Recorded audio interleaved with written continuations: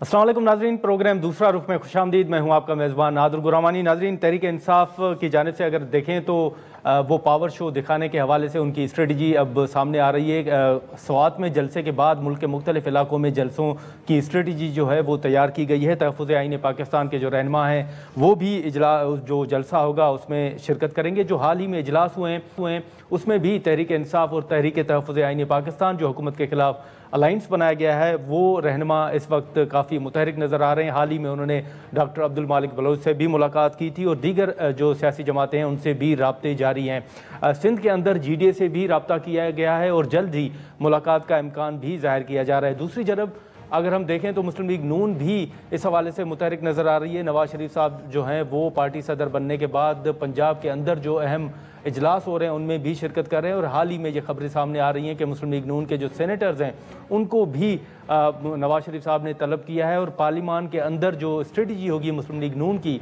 उस हवाले से वो तमाम अरकान को हिदायत देंगे। इसी के साथ साथ आइंदा चंद रोज़ में कौमी असम्बली के इजलास में हुकूमत जो है वो बजट भी पेश करने जा रही है और सबकी नज़रें हुकूमत की तरफ हैं कि इस इजलास में जो इजलास होगा उसमें बजट पेश किया जाएगा तो उस बजट में क्या मौजूदा जो मईशत की सूरत हाल है इस दौरान हुकूमत इस पोजीशन में होगी कि वो आवाम को रिलीफ दे सके या नहीं। ये जो तासुर दिया जा रहा है कि सैलरीड क्लास के ऊपर मज़ीद टैक्स की एक तजवीज़ जो है वो भी ज़ेर गौर है, तो सबकी नज़रें जो है इस हवाले से हुकूमत के ऊपर हैं। दूसरा, जो सुप्रीम कोर्ट में समाअत हुई और समाअत के बाद जो रिपोर्ट सामने आई कि इमरान खान से जेल में कौन कौन मुलाकातें करता रहा है अभी तक की जो रिपोर्ट है और इसके साथ साथ जो सहूलियात दी गई हैं उस हवाले से जो रिपोर्ट पेश की गई, फिर उसके बाद जो तस्वीरें सामने आई उस पर हुकूमती अरकान की जानिब से खासी तनकीद जो है वो सामने आ रही है कि इमरान खान को जेल में वो सहूलियात दी जा रही हैं जो माजी में नवाज शरीफ साहब हों या आसिफ जरदारी हों उनको नहीं मिली। इसी के साथ साथ आज ही कौमी असम्बली सेक्रेटेरिएट में इमरान खान के खिलाफ जो मजमूई तौर पर FIR दर्ज हैं और जो केसेस की नोयत है उस हवाले से वज़ीर दाखिला से ये सवाल पूछा गया है कि तमाम जो तफसीलात हैं इमरान खान के खिलाफ जो दर्ज मुकदमात हैं उन केसेस की नोयत वो तमाम तफसीलात जो हैं वो ऐवान में पेश की जाएँ। अब आने वाले दिनों में ये जो सूरत हाल है जलसे, बजट और PTI की जो स्ट्रेटजी होगी इस पर हम बात करते हैं। तहरीक इंसाफ के रहनुमा बप्पी साहब हमारे साथ मौजूद हैं। सर बहुत शुक्रिया। उन साहब, इस वक्त सबसे पहला सवाल तो आपसे ये होगा कि अब तहरीक इंसाफ जो है वो मुतहरिक नज़र आ रही है, जलसों के हवाले से स्ट्रेटजी जो है वो आपके सामने है, ऐलान भी किया जा रहा है, स्वात में जलसा होने जा रहा है। क्या देख रहे हैं आइंदा का लाए अमल कितना आप समझते हैं कि हुकूमत के लिए परेशान कुन होगा? मैं ये तो प्रोडिक्ट नहीं कर सकता कि हुकूमत के लिए कितना परेशान होगा, बट ये ज़रूर प्रोडिक्शन हो सकती है कि अब तहरीक इंसाफ कम अज़ कम वो तहरीक इंसाफ नज़र नहीं आई जो पिछले 1 साल से जिसको आपने बंद किया हुआ था। देखिए, फरवरी 8 के इलेक्शन ने ये साबित कर दिया तमाम उन पॉलिटिकल फोर्सेस पे और तमाम रियासत के ऊपर भी कि पाकिस्तान तहरीक इंसाफ एक हकीकत है और जिसको अवाम की तायद और हिमायत हासिल है। और ना सिर्फ ये कि उसकी लीडरशिप बजाय जेल में होने के वो दिन से दिन और मकबूल तर होती जा रही है। सो उनको इस तरह बंद करना ये किसी के लिए भी पॉसिबल नहीं है। सो अब KP में क्योंकि हमारी गवर्नमेंट है तो वहां पे हमारे साथ कोई मामला जो है ना वो ये नहीं कर सकते। पंजाब में हमें जरूर आते हैं। फैसलाबाद के जलसा पिछले 1 महीने से हमने प्लान किया हुआ था, लेकिन अनफॉर्चुनेटली आपने देखा कि एंड टाइम के ऊपर DC फैसलाबाद ने उसकी इजाजत देने से इनकार कर दिया।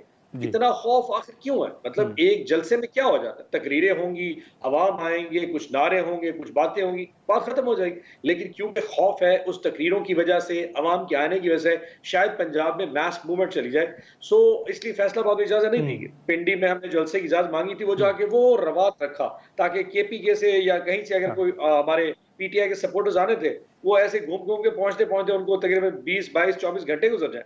सो हुकूमत का खौफ तो उनके फैसलों में से नजर आता है। हमें किस चीज का खौफ है? सो हम कन्वेंशंस भी करेंगे पंजाब में, जलसे भी करने की कोशिश करें क्योंकि जलसे में DC की इजाजत के बगैर दफा 144 होती है, वो लगाना बहुत मुश्किल हो जाता है। कंटेनर रखते हैं, साउंड सिस्टम है, लाइटिंग होती है, आवाम में आना होता है, वहां पे इंतजामी की कॉपरेशन बनेगी। लेकिन इनका खौफ इनके फैसलों में से नजर आओगे आपको।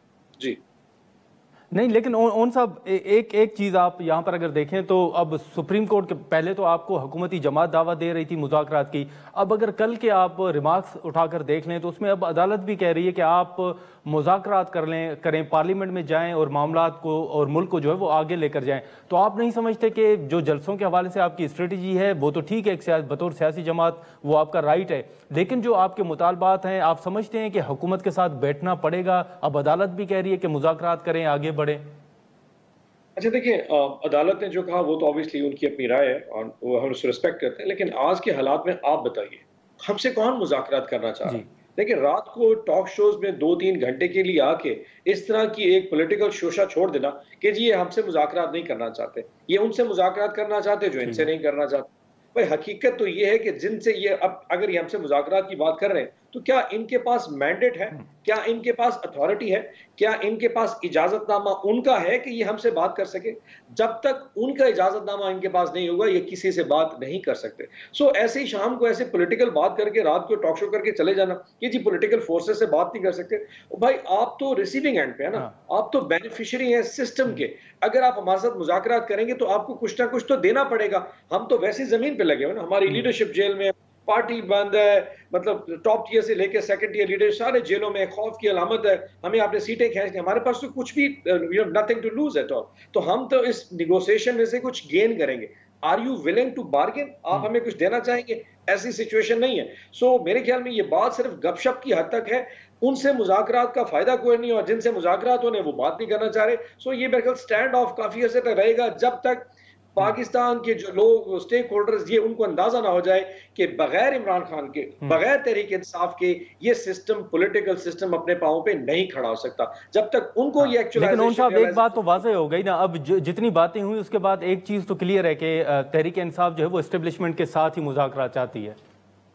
हमने मुज़ाकरात एस्टेब्लिशमेंट का नहीं कहा, हमने कहा उनसे मुज़ाकरात होंगे जो मैटर करते हैं, जो फैसला साज हैं, जो असल स्टेक होल्डर्स हैं, जिन्होंने शॉट्स को कॉल किया।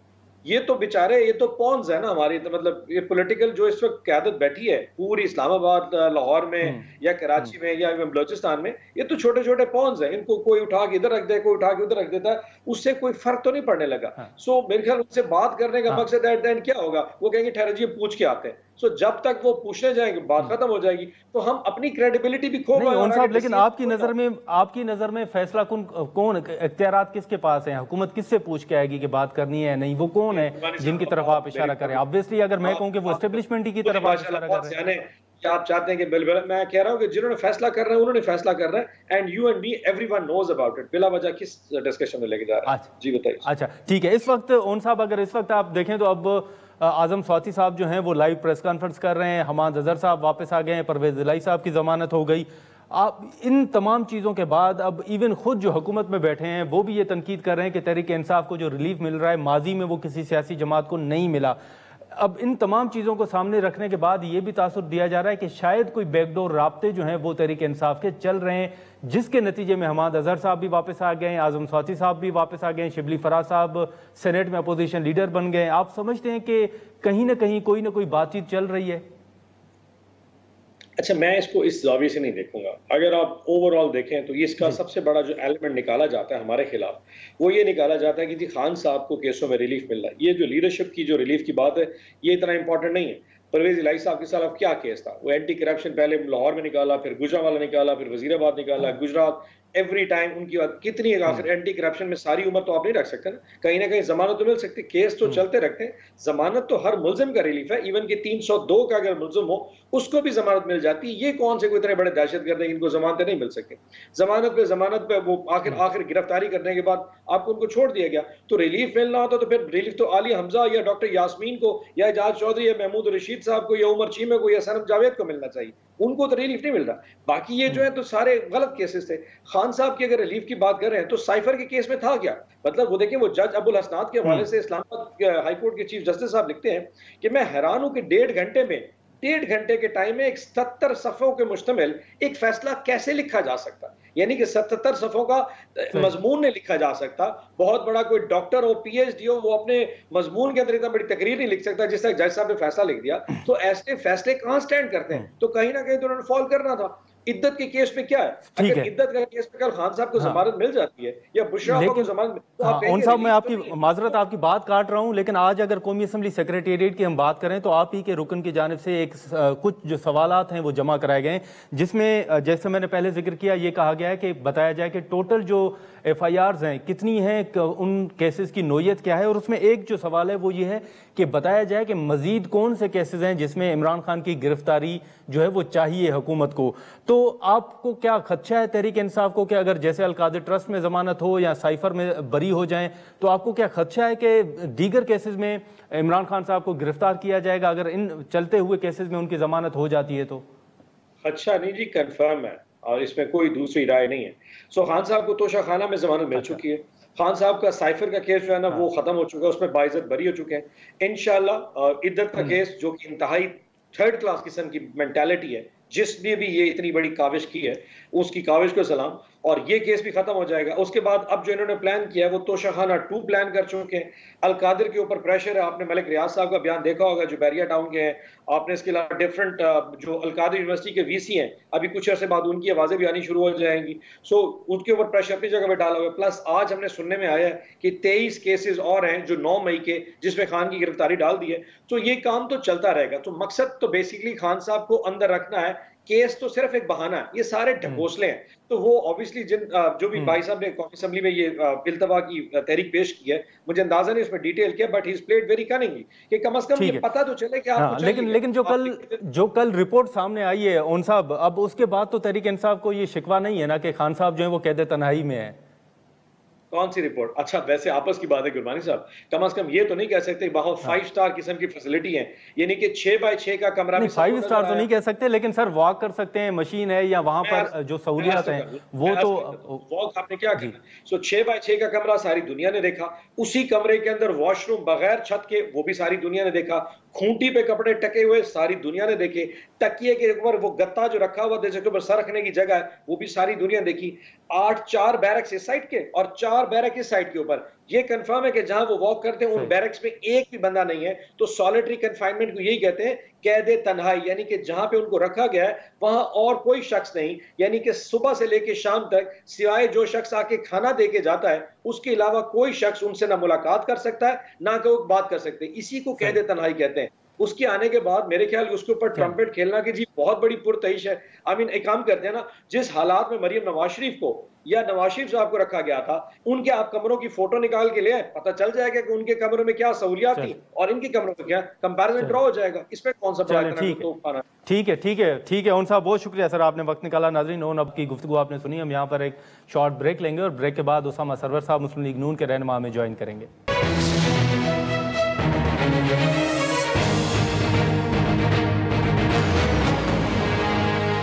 प्रोग्राम में दोबारा खुशामदीद। नाजरीन, ब्रेक से पहले हम जो तहरीक इंसाफ की स्ट्रेटजी थी उस मामले पर डिस्कस कर रहे थे। ओन अब्बास बप्पी साहब हमारे साथ मौजूद थे, लेकिन इस वक्त जो तहरीक इंसाफ के ऊपर या जो सुप्रीम कोर्ट में रिपोर्ट सामने आई उसके बाद जो तनकीद हो रही है कि जो तहरीक इंसाफ को सहूलियात मिल रही हैं वो पहले किसी सियासतदान या सियासी कैदी को नहीं मिली, इस वक्त जो इमरान खान साहब को अडियाला जेल में मुयसर हैं। इसी मामले पर हम बात करेंगे। पीपल्स पार्टी के सेक्रेटरी जनरल सीनियर सियासतदान नैयर बुखारी साहब हमारे साथ मौजूद हैं। बुखारी साहब, बहुत शुक्रिया सर, आपने वक्त निकाला। इस वक्त एक ही चीज़ जो है वो ज़ेर बहस है, जो रिपोर्ट सुप्रीम कोर्ट में सामने आई, जो तस्वीर सामने आई, उसके बाद अब ये तनकीद की जा रही है, ये पीपल्स पार्टी हो, मुस्लिम लीग नून हो या दीगर जमातें, कि जो सहूलियात इमरान खान साहब को मुयसर हैं वो किसी सियासी रहनुमा जो पहले अडियाला में रहा हो या कैद में रहा हो उसको मुयसर नहीं थी। आप समझते हैं कि ये तनकीद जायज़ है और ये जो तस्वीर आई वाकई खान साहब को अडियाला में सहूलियात फराम की जा रही हैं?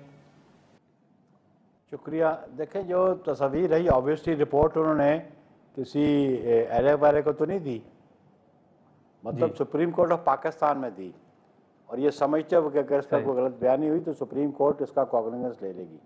तो मैं समझता हूँ कि वो जो तमाम मुतलका अफराद हैं वो ज़िम्मेदारी का सबूत देके सुप्रीम कोर्ट में कोई झूठी रिपोर्ट देने को कोई तैयार नहीं होता, क्योंकि फिर अगर सुप्रीम कोर्ट उसका कॉग्निजेंस ले झूठी रिपोर्ट पे तो बंदा फिर नौकरी से भी फारग हो जाता है, फिर बाकी मामला से भी फारग हो जाता है।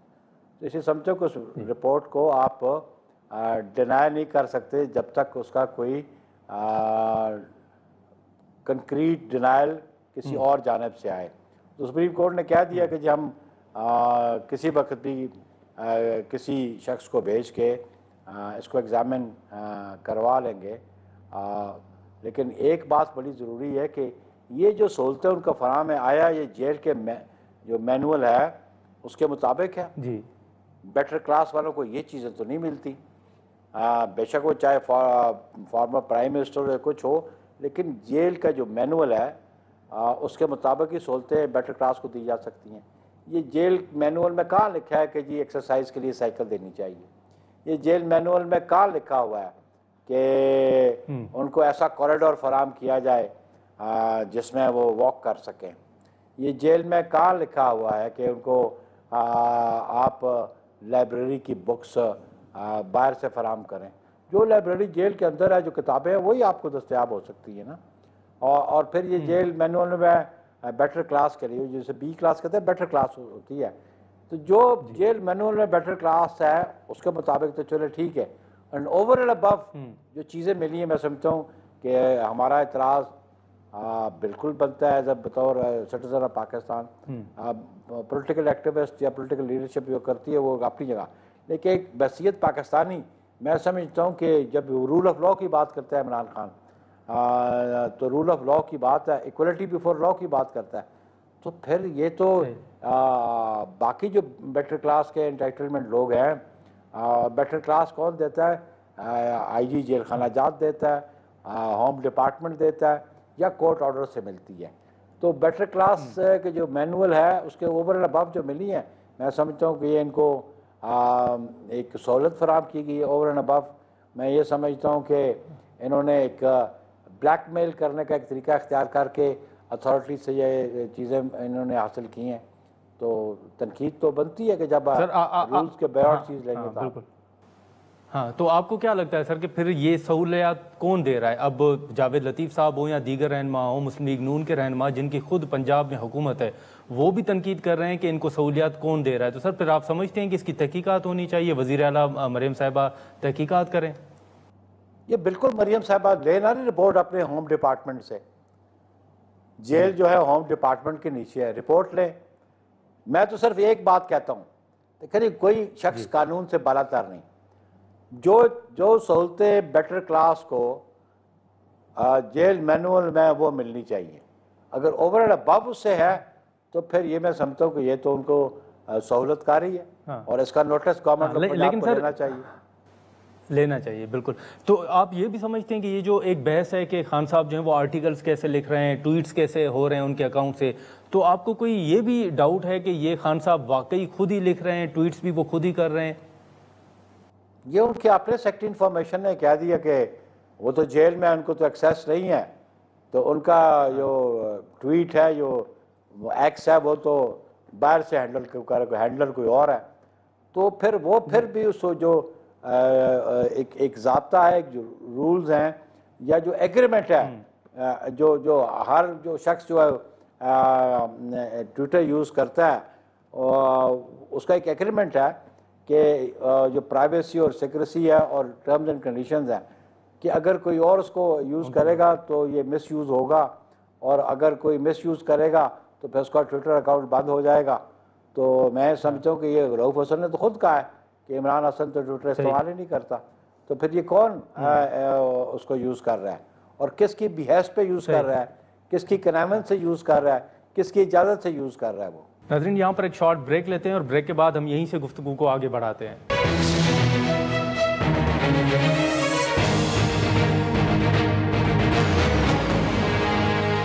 प्रोग्राम में दोबारा खुशामदीद। बुखारी साहब, यहाँ पर एक चीज़ आप देखें तो जो बयानिया हुकूमती जो जमातें हैं, जो इत्तेहाद है, उनकी जानिब से जो बयानिया बनाया गया, अलकादिर ट्रस्ट हो या साइफर केस हो, उस हवाले से मुख्तलिफ बयान आता है। अब अगर आप देखें तो अलकादिर ट्रस्ट में ज़मानत हो जाती है, साइफर केस से वो बरी हो जाते हैं। तो आप समझते हैं कि फिर तहरीक इंसाफ का मौक़िफ़ दुरुस्त साबित होता है? फिर जो हुकूमती इत्तेहाद में शामिल जो जमातें हैं जिन्होंने ये साइफर को लेके बातें की, आप समझते हैं कि वो गलत थी? PTI का मौक़िफ़ जो है वो दुरुस्त साबित हुआ है? बात ये नहीं है, देखें, एक होता है कि क्लीन एक्विटल, एक होता है बेल की बात। बेल में ऑब्वियसली प्रमा फशाई केस देखा जाता है, बादी नज़र में केस देखा जाता है।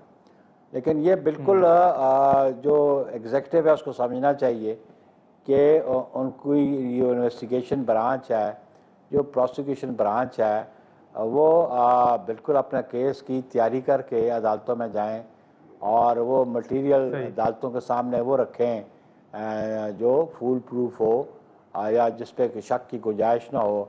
अगर क्रिमिनल लॉ में तो है कि शक का फ़ायदा हमेशा अक्यूज़ को मिलता है। तो अभी हाईएस्ट फोरम पे भी अभी मैं देख रहा था गवर्नमेंट की जानिब से या PMLN की जानिब से ये था कि अपील में वो जा रहे हैं इस एक्विटल के ख़िलाफ़। एक कोर्ट ने कन्विक्शन की, दूसरी ने एक्विटल कर दी, अब वो उसके ख़िलाफ़ सुप्रीम कोर्ट में जा रहे हैं। तो लेट्स सी सुप्रीम कोर्ट में क्या इस्टेब्लिश करती है गवर्नमेंट। लेकिन मैं ये समझता हूँ कि प्रोसिक्यूशन को अपनी ज़िम्मेदारी बिल्कुल निभानी भी चाहिए और उस जिम्मेदारी को समझना भी चाहिए। सही सही। बुखारी साहब, माजी में जब ऑर्डिनेंस जारी होते थे तो आप लोग बड़ी तनकीद करते थे, अलवी साहब जब सदर थे। अब हाल ही में जो 2 ऑर्डिनेंस जारी किए गए हैं, एक इलेक्शन के हवाले से और दूसरा नैब ऑर्डिनेंस जो जारी किया गया है, उसको लेकर आप लोगों के ऊपर बड़ी तनकीद की जा रही है। जो नैब ऑर्डिनेंस है उसके हवाले से रिमांड के जो दिन है उसमें तोसी की गई है। आप समझते हैं कि वाकई ये जो ऑर्डिनेंस है ये जारी नहीं होने चाहिए थे जो गिलानी साहब ने बतौर कायम मकाम सदर जारी किए? देखिए, ऑर्डिनेंस सदर अपनी मर्जी से जारी नहीं करता जी। और आप आर्टिकल 48 को पढ़ लें कि वो तो जो प्रेसिडेंट है वो the advice of the cabinet of prime minister वो काम करता है। तो प्राइमरीली जिम्मेदारी तो गवर्नमेंट की है, प्राइम मिनिस्टर की है, उसकी कैबिनेट की है, जिसमें पाकिस्तान पीपल्स पार्टी शरीक नहीं। और जरदारी साहब ने अंडर द कॉन्स्टिट्यूशन उन्होंने तो उसको साइन करना ही करना था, या तो उनके पास ये था वो रिटर्न करते, री एग्जामिन करते। तीसरी बात है आर्टिकल 89 जो है जो इख्तियार देता है प्रेसिडेंट को ऑर्डिनेंस जारी करने का, वो उसकी सर्टेन कंडीशंस हैं। जब सेशन ना हो रहा हो उसका और उसकी ज़रूरत हो कानून साजी की और मामलात इस किस्म के एग्जेक्टिव के सामने हो कि बग़ैर अमेंडमेंट के कानून पे अमलदारी नहीं हो सकती, वो इख्तियार तो आइन देता है सदर पाकिस्तान को। लेकिन ये बात ज़हन में ज़रूर रखें, इसमें यूसुफ गिलानी साहब बतौर एक्टिंग प्रेसिडेंट उन्होंने साइन किए तो on the advice of the prime minister की आर्टिकल 48 के नीचे।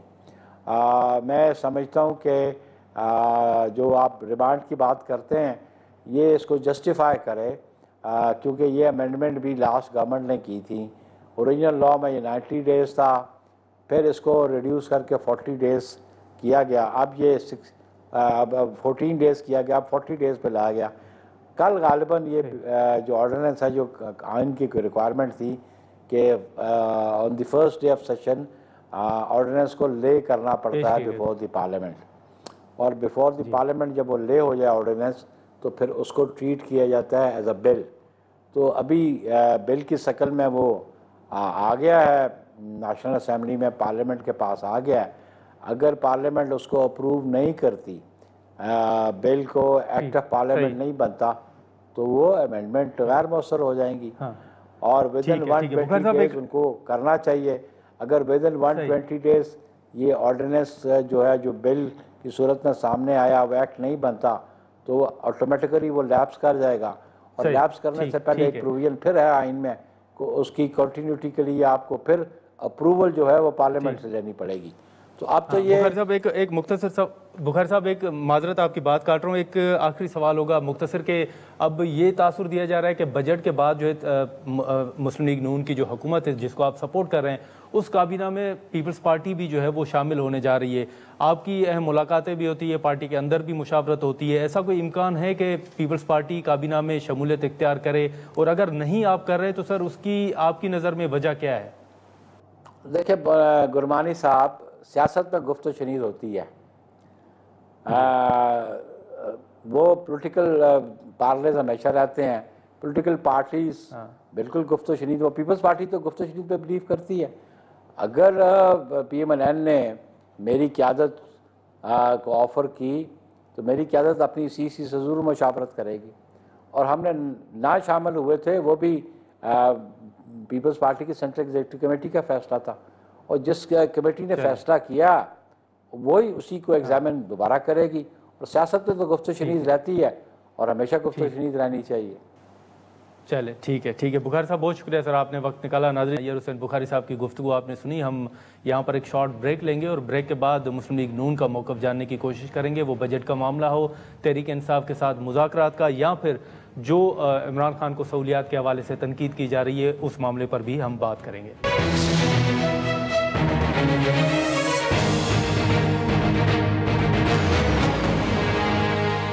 प्रोग्राम में दोबारा खुशामदीद। नाज़रीन, इस वक्त जो तनकीद की जा रही है, बजट का मामला हो और केसेस का मामला हो, या फिर इवन इमरान खान को जेल में जो सहूलियात का मामला है वो, उस पर पंजाब में अगर हम देखें तो वहाँ पर मुस्लिम लीग नून ही की हुकूमत है।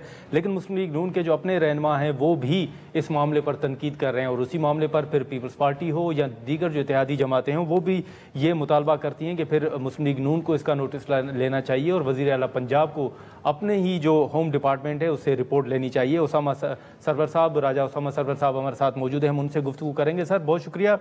सबसे पहले तो अब जिस दिन से सुप्रीम कोर्ट में ये रिपोर्ट जमा हुई है उसके बाद जैसे मैंने जिक्र किया कि खुद मुस्लिम लीग नून के रहनुमा भी इस पर तनकीद कर रहे हैं, तो अब ये भी सवाल उठाया जा रहा है कि फिर सर पंजाब में आपकी हुकूमत है, पहले तो ये बताएं कि आप वाकई समझते हैं कि जैसे जावेद लतीफ़ साहब कह रहे हैं कि 5 स्टार होटल की तरह वहाँ पर सहूलियात हैं खान साहब को, आप वाकई समझते हैं कि सहूलियात हैं और जेल मैनुअल से बढ़कर हैं, उसके मुताबिक नहीं है? और अगर आप समझते हैं कि सहूलियात हैं तो क्या ये दुरुस्त होगा कि फिर वज़ीर आला पंजाब जो है वो होम डिपार्टमेंट से रिपोर्ट ले कि अगर ये सहूलियात हैं तो वो कौन फराहम कर रहा है?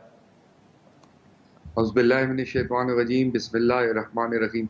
ये जी एक खुला सच है और ये तज़ाद है इस लॉ के अगेंस्ट। ये बहुत बड़ी एक ज़्यादती है कि एक शख्स जो कि कन्विक्टेड है डिफरेंट क्राइम्स में, आप देखें एक 5 स्टार होटल की फैसिलिटीज़ और इस फैसिलिटी में क्या फ़र्क है।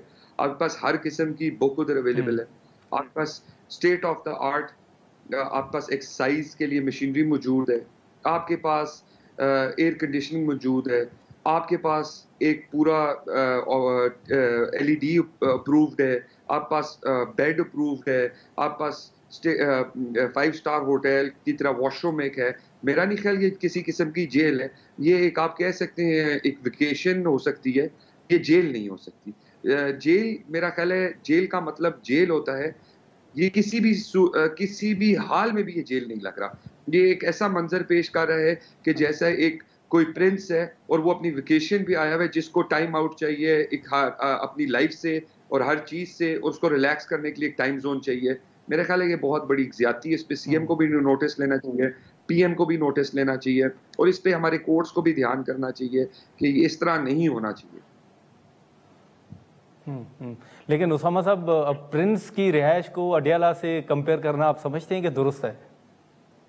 आपने एक आम आदमी की जेल, मेरा ख्याल है, एक आप सहाफ़ी हैं, आप हमसे बेहतर जानते हैं, एक आम जेल B क्लास जेल या C क्लास जेल और इस जेल में मेरा ख्याल है ज़मीन आसमान का फ़र्क है। तो मेरा ख्याल है इसको अगर आप एक रॉयल प्रिंस या स्पून फीड चाइल्ड के लिए जेल कहें तो वो बेहतर होगा। तो मतलब आप भी समझते हैं कि इसकी तहकीकात होनी चाहिए, जैसे आपने कहा कि वज़ीर आला और इवन वज़ीर आज़म को भी इसका नोटिस लेना चाहिए?